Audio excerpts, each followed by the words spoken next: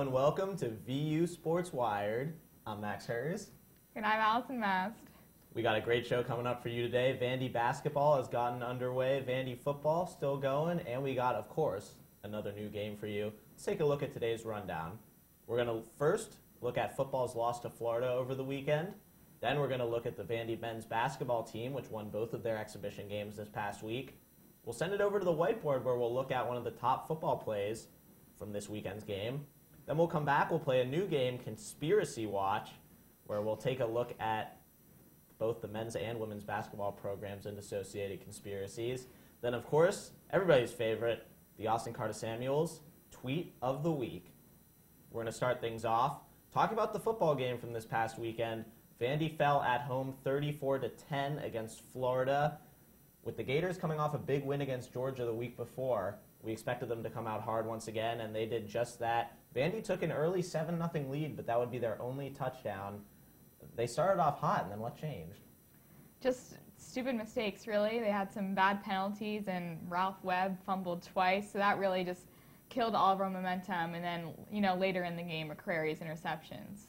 Ralph Webb playing against the team that hails from his hometown of Gainesville. He had 16 carries for 83 yards, as you see in that graphic there, but he had 2 costly fumbles, uncharacteristic turnovers from the freshman Webb, who also in the game broke the record for most rushing yards by a freshman in a single season for Vanderbilt. So really an up-and-down game for Ralph Webb, and we heard it after the game from Johnny McCrary and Coach Mason that the thing that Webb cares about the most, obviously, is the result, and Vandy didn't get the result they wanted again this weekend.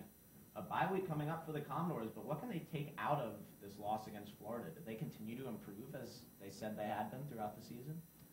You did see some improvements, I think, especially on defense. We saw, our defense hold Florida. They forced a turnover on downs right near the end zone, and to me that was really impressive and showed some improvement. Our secondary didn't look awful, and also we saw Robinette come in kind of intermittently and then for the last drive, and he was able to move the ball down the field as well. A major turning point in this one, as you mentioned, that fourth down stop for Vandy was on a 4th and goal from the 1-yard line, and the Commodore defensive line held Florida from getting into the end zone.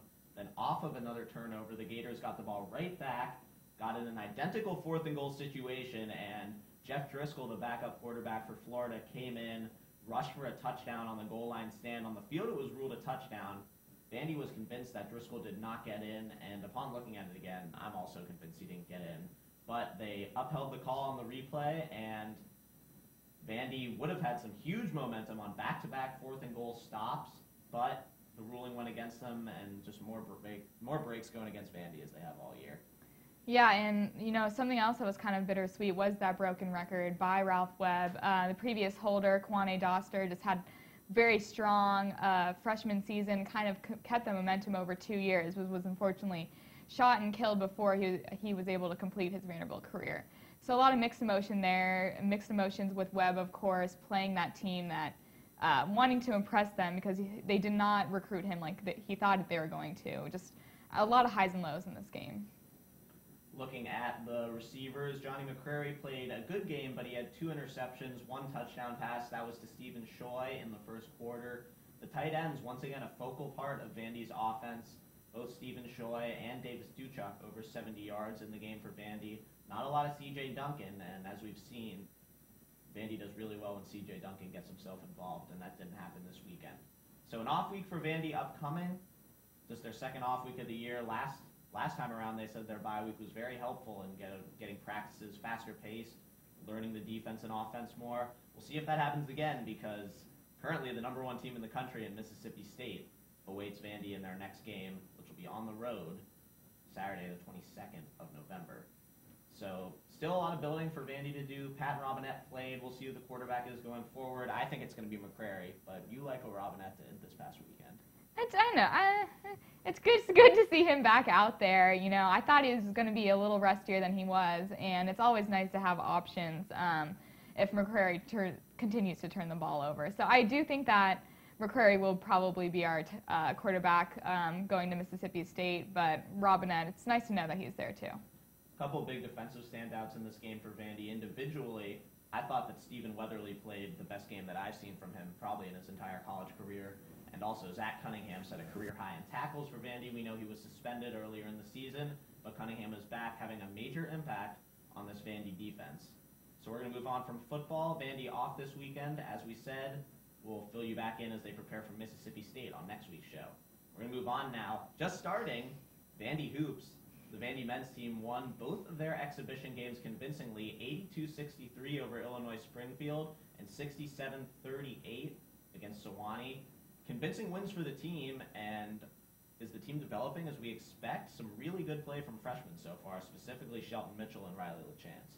You know, I love Kevin Stallings, unlike a lot of people, and one of his post-game press conferences is pretty funny. He says he's actually very surprised by how strong these freshmen are playing, and also how well they've been handling the ball. You know, in the past we've had some guards who have been turnover prone, but these guys seem to be, you know, getting away from that a little bit. And there was a little jab there at Kyle Fuller, but Zoom Fuller.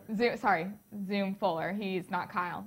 I wonder if his book will say Zoom on the front cover. Anyway, so yeah, it's great to see these freshmen come out and play confidently, and that's often a problem, and of course it'll be different playing a real game, but I like what I see from them so far. Shelton Mitchell, really, from what we've seen so far, a true point guard, but he also is a good rebounder. In his first exhibition game, 21 points, 9 boards, and 5 assists to go along with it. He followed that up with another double-digit scoring effort against Sewanee. So it'll be good to see Mitchell grow, and he's going to be the starting point guard on this team from day one of his college career. So he'll be getting action whether he's ready or not. I feel like we were just saying this last year, but it's an even bigger group of freshmen this season. The one guy who stood out as a freshman last year, who was just named to the preseason SEC first team today, is Damian Jones, the sophomore center. We know he's the star and the glue of this Vandy team. And with all these freshman guards coming in, it's going to be interesting to see how Damian Jones' game evolves. Hopefully he can get more time and space in the paint with those guards really developing. In the first two exhibition games, Jones had 12 points, 5 rebounds, and then he was the leading scorer in the second game with 14 points and 8 boards. What can we expect from Damian Jones this season? I mean, we expect him to grow, but how's he going to do that?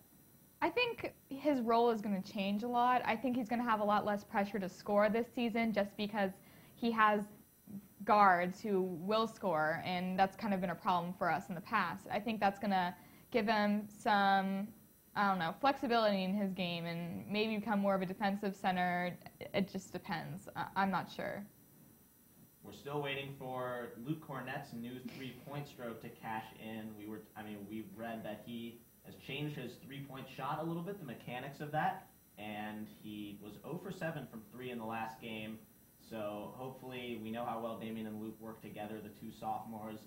So hopefully, Luke Cornett can get his stroke figured out, and it can just add another three-point shooting attack. We saw that Riley LaChance is deadly from distance, so it's going to be a lot of three-point shots coming up from an undersized Vandy team. Yeah, if Cornett can find a way to get those three-pointers, and he really can be a weapon because no one will really expect him to shoot from that distance, and also no one's really going to be able to block that shot. So if he's able to pull that off, then late in games he could really be a weapon for us. James Siakam, one of the 3 seniors on this Vandy team and the only starter out of the 3 seniors, has returned to Cameroon for a week or so to attend his father's funeral. He missed that second exhibition game, and Coach Stallings pointed out that the team missed him, and he will also miss the team's first regular season game, although the quality of competition doesn't change much from the exhibition to the first regular season game based solely on the opponent. So Siakam will be back. He'll be a big part of this team. And once again, as Kevin Stallings said, we're not really sure what to expect night in and night out, and he was very honest saying that he doesn't either. But either way, it's going to be fun to see this team grow. The season opener is Sunday afternoon, 2 o'clock against Trevecca Nazarene at home. So not going to be our first true look at this team, but the first one that counts for their record. So got to be one the team's getting ready for.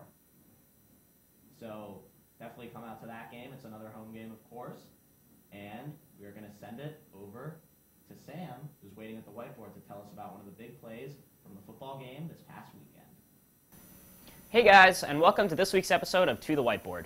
On this week's episode, we're going to take a look at Johnny McCrary and his elusiveness in the pocket, which allows big plays made on the offensive end. In this particular play, the Commodores were down 24-7 at the beginning of the fourth quarter. not necessarily out of it, but this big play definitely sparked the crowd. So on this particular play, it was first down at the 30-yard line. Johnny McCrary drops back. Here we have 5-man line, tight end on the end, number 80, Davis Dudchick, who's the recipient of this play, over here. Johnny McCrary in the shotgun, Ralph Webb as the back. So as the play develops, ball is snapped, Commodores run crossing routes on the tight ends, and the wide receivers run go routes. Johnny McCrary is not necessarily finding his open man at the beginning, especially because the defense brings a strong 4-man rush and actually gets to the quarterback rather well, especially the ends over here and over here. As they get to Johnny McCrary, he's able to escape the initial pressure and wander outside. As he does this, this allows the receivers, who are all initially covered on the play, to extend, especially number 80, Davis Dudchick, who's able to extend his route upfield. And while initially covered by the safeties of Florida, as the play is extended, he's able to get behind the safeties, and Johnny McCrary, as he's rolled out, is able to find Davis Dudchick for an unbelievable one-handed catch. This play shows the elusiveness of Johnny McCrary and what the athleticism of a quarterback can do to help your team. With the 4 other quarterbacks that the Commodores tried out this year, and none of them were particularly successful, by the way, there was not a lot of athleticism. Johnny McCrary brings that element of athleticism, arm strength, and team leadership that the Commodores really need moving forward if the Commodores are going to have successful SEC seasons. This season may already be lost, but with the athleticism of Johnny McCrary, we may find success in the near future. This has been To the Whiteboard. I'm Sam Wild. Back to you guys at the desk. Welcome back to BU Sports Wired. We're going to have a new segment right now called Conspiracy Theories, and I'm here with Virginia Norder. So our first conspiracy theory is that Stallings is actually harboring international criminals. So we consistently have international players on our team, and James Siakam is the only one on the roster now. He's from Cameroon, and he's a senior. So it just came out that we have this new recruiting class. They just signed national letters of intent, and we have a few international players on that list. So what do you think? We certainly do. I'm all in favor of the conspiracy theory idea. Just taking a look at our roster with Zach Peace and So it seems a little fishy, right? it does seem a little fishy, yeah. Of course, when we had that great team a few years back, there were 3 international players who received major playing time, and those were Festus Ezeli from Nigeria, Jeffrey Taylor from Sweden, and then we had Steve Chinging from Cameroon. So it's definitely a trend, and we do have some discipline issues with this team too. So I don't know. We're not going to point any fingers, but So you think they're criminals?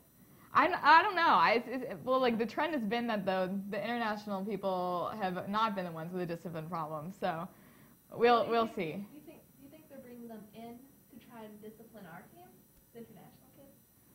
Oh, maybe. Yeah. Maybe they're like hardened criminals, you know?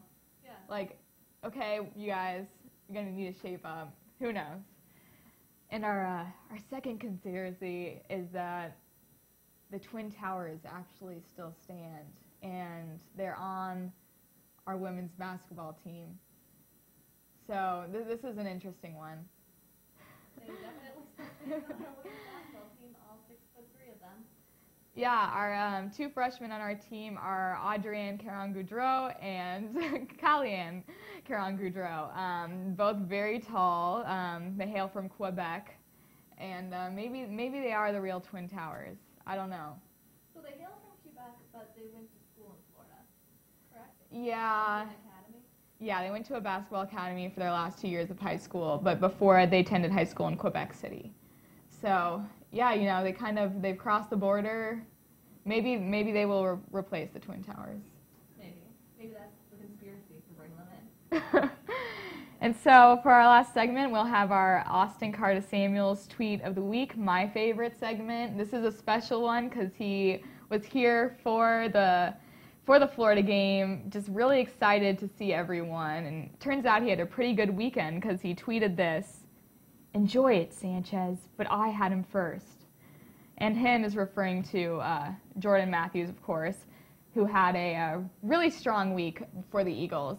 Sanchez, he had 7 receptions, 138 yards, and 2 touchdowns. So Sanchez is definitely enjoying having him as a receiver, but you know, ACS just wants to let the world know that, you know, that was his wide receiver first. He had him first. Yeah. Well, thanks for watching. It's been another great week at View Sports Wire, and we'll see you next week.